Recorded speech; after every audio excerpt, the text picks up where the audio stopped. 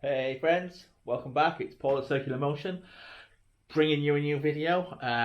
Gonna go through some 7 inches today, so it's a 7 inch special for now. I hope you're all well. Before we start, if you're new, welcome. Thank you for joining us. If you could hit the subscribe button, that would be amazing. And if you all like what you see, please hit the like button. It means a lot to me. And tickle the notification bell so you know when new content's coming out. And I try and do one video at least a week, sometimes two. Maybe this week you might get three, who knows? But I do try and keep things sort of coming thick and fast, relatively weekly.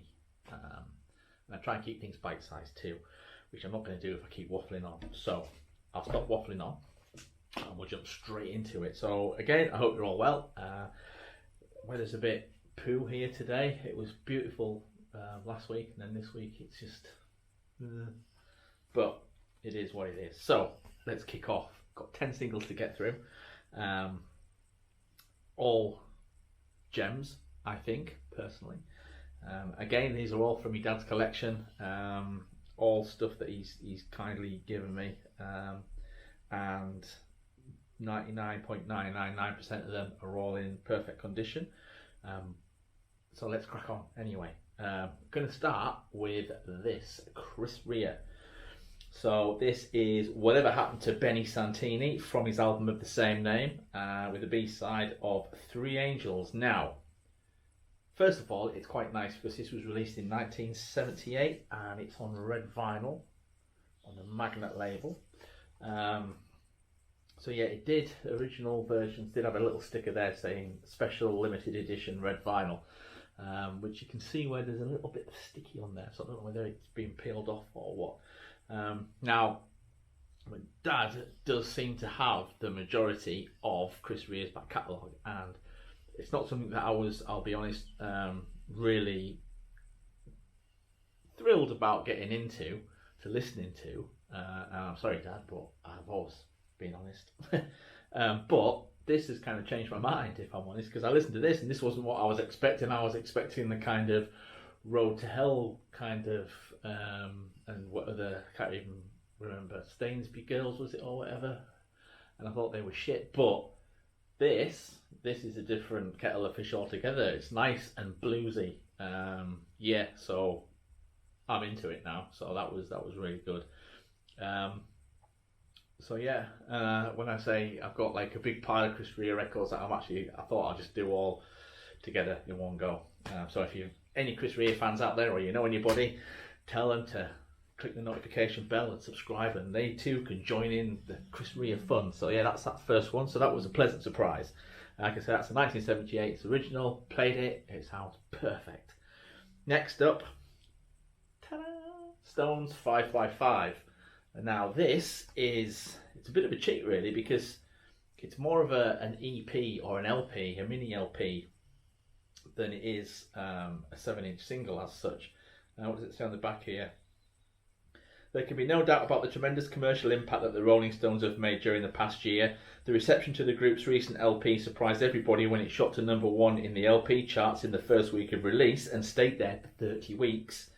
It also reached number 19 in the singles charts. I don't know what album that would have been, but Dad, you might be able to help out in the comments down below. This new EP, so they are calling it an EP, was recorded in Chicago during their recent tour in the US, and is yet another showcase for their exciting vocalizing and unique instrumental sound. And by way of saying thank you to you, their friends and fans, we have included an extra track on this latest disc album by somebody with the amazing name of Andrew Loog Oldham. Then it just lists sort of who's who. This is an original copy. This was reissued in 1982 with the original packaging, but the actual record wasn't. So that you can see it's like on the original Decca label there. It's got all the stuff on it. The original, the re-release had like a light blue label, and it was solid. And it just didn't look as good as this. But this is really good. So tracks, probably the most important thing.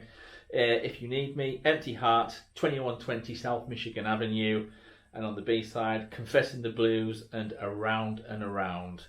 produced by Andrew Loog Oldham, who I've never heard of before, for Impact Sound. It's a mono release, and it is really good. And I put this on and played it, and it sounds really, really nice. Really nice. I kind of set like one level for all of these, and the Chris Rea one was nice, and not like over loud, but it was just right. This was in your face, like loud at the same volume. So yeah, moving on. Let me see you go fucking nuts. Very bad Ozzy Osbourne impression there. So yeah, we've got Paranoid by Black Sabbath. This is a reissue. So this was originally released in 1917. This was reissued in 1980. Now, I don't know if you can see that there at first. I thought it was broken, but it's not. What it is, it's been like a poor quality control at the factory, so they haven't actually got rid of that flashing around the edge. But in terms of volume and sound, it sounds really good. Yeah, the guitars in particular were actually quite amazing. I've not heard Paranoid sound that good, actually, if I'm honest. I was quite taken aback by it. So yeah, great, nice little picture cover there. Snowblind on the B-side, marketed by NEMS Recording Corp, whatever that is. So yeah, brilliant, excellent choice, Dad.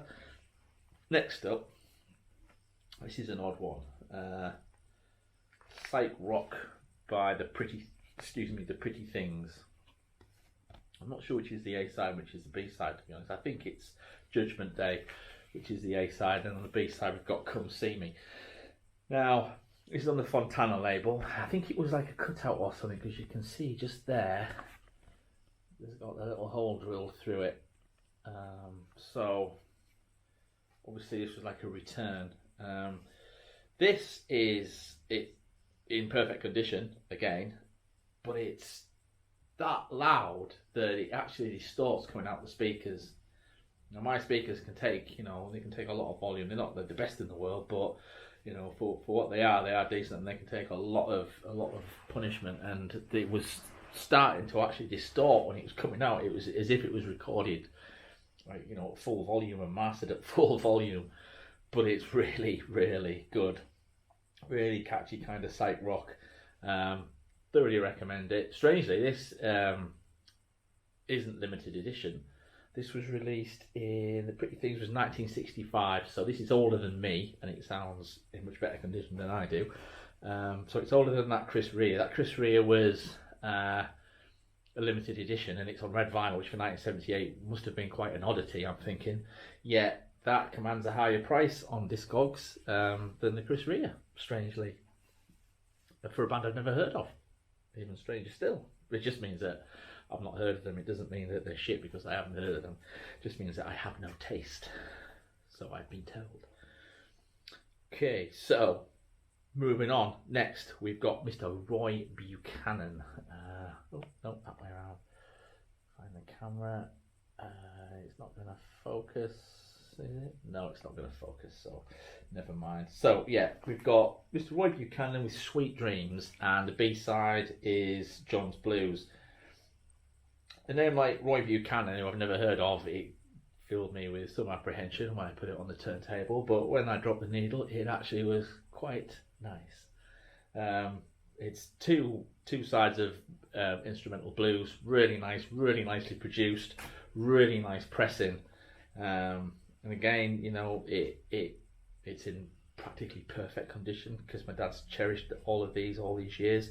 So this was a 1972 release, and yeah, quite odd because not a lot of singles that I can think of, like instrumentals, were ever really released, or instrumental tracks were ever really released on a single as an A-side. There's only a few spring to mind. That one by Madness, which did have a little bit of vocal in it. One Step Beyond. Trying to think, there's one by some dude called, is it Gordon Giltrap? I don't know, I can't remember. Anyway, but yeah, so nice little oddity, a decent little single. Moving quickly on, Simple Minds. So Again, Dad, if you're watching and you've mastered the art of commenting on YouTube, can you tell me what this is doing in your collection? Because this is not a criticism, it's just incongruous with everything else that you have. This isn't something that I would have expected you to have in there. So this is Your Land full-length version. So that is the A side with the B side of Saturday Girl, and it was a single that I've not heard of. 1989, I was still quite avidly listening to music, and I think the reason I haven't heard of it is because it probably didn't do very well, because it's got that typical Simple Minds sound, but it's not up there with the greatest tracks, because I quite like some Simple Minds. But yeah, in terms of single and production, it sounds really decent. It's produced by Trevor Horn and Steve Lipson.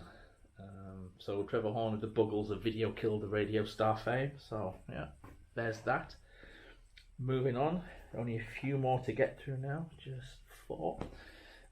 We have Mr. Billy Preston with You I'm Born Again. Now, some of you as old as me may remember this from an advert, and I can't remember which advert it was on. I can't remember if it was for fabric softener or chocolate, but it's where he's going like, loving you is easy 'cause you're beautiful. And then someone else starts singing as well. A Girl, B-side of Socket Rocket. This again is in great condition, and the sound is phenomenal. It's like Billy Preston's in the room. You know, you forget how good singles were, really. I know I keep saying this every time I do one of these specials, but I think you do forget how good they were. His vocals kick in, and it is quite haunting, and you do get like a goosebump moment, because it does sound like you can just almost feel his breath on the back of your neck as he's softly serenading you. So yeah, whew, Be Still My Beating Heart. So that was a 1979 release anyway, and again that's an original copy. Now this is one of those homemade sleeves or home customized sleeves that we've seen quite a few times. Sadly, I mean, my dad told me, I think there was a Stones record, which one was it? Was it Time Is On My Side, in the last 7-inch special that I did, and I said it wasn't in great nick, and my dad actually messaged me to say that he used to, where I remember as a kid, he used to go to a pub called the Magnet, which was up in Osbaldwick, up Tang Hall area in York, if you live anywhere around there. And I think, I'm not sure of the specifics, but I'm guessing he would take his stereo up there and play records for everybody on a weekend, on a Saturday night, which is a really cool thing to do. And somebody swapped out his copy of Time Is On My Side, which is why that version is the one that I've got is quite battered and scratched. Sadly, I'm wondering whether the same has happened with this, because I don't know, you can't maybe not see, but it's not in the best of condition, which for my dad, and with the fact that he absolutely, you know, the Stones are his favourite band, I think, I mean, you can see there, I don't know what that is, it looks like someone's spaffed on it. But I didn't want to play it. I'm going to clean this and give it a go, because it's that kind of is a bit crusty. So I'm going to give it a clean with my patented, not really, cleaning method, which there is a video about if you care to delve back into my back catalogue, and see if I can bring it back to life. But yeah, so I can't really comment on this other than to say that it is an original 1964 pressing, obviously older than me by several years. I know you wouldn't think it to look at me. You'd think I was older than it. Okay, 2 more to go. This one is quite an interesting one. So, this one is Ian Gillan, and it's She Thinks It's a Crime, and with the B-side of Chandra's Coriander. So there it is. There's the sleeve.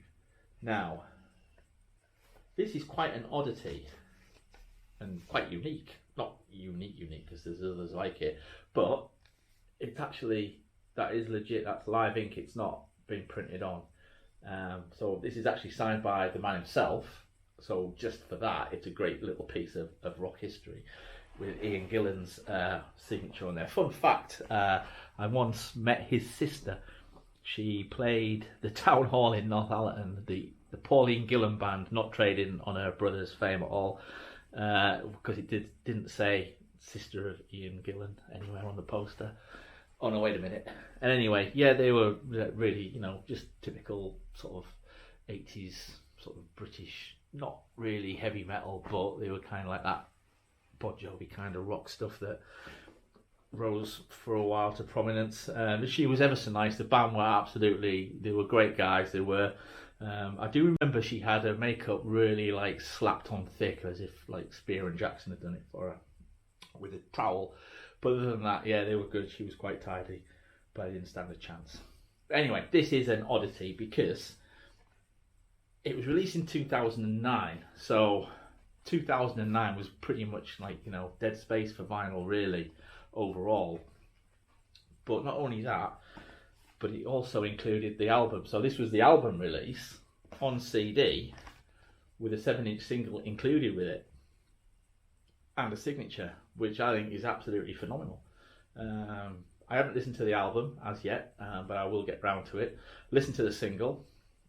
It's a nice, it starts off and I was thinking, ooh, and I wondered if I'd actually put it on the right speed, because it almost sounded like, you know, when you put something on and it's on the wrong speed and it's too slow. It's kind of that, then all of a sudden it just kind of kicked in, and yeah, it's a nice track. Very reminiscent of sort of 80s onwards or late 80s onwards Deep Purple, but nice nonetheless. In terms of sound, I think this was obviously done in a digital age, and so it is quite restrained production wise, but it doesn't suffer for that. It's just not as loud as the others. There's like lots of nice definition. It's just not a very loud single, and it seems to me like it's been mixed to favour Gillan's vocals, so they're quite high up in the mix. But yeah, that's great. And then finally, for today, you'll be pleased to know, because we are nearly at 20 minutes again, and I try and keep these short, but I never can. So I'm going to throw that out first.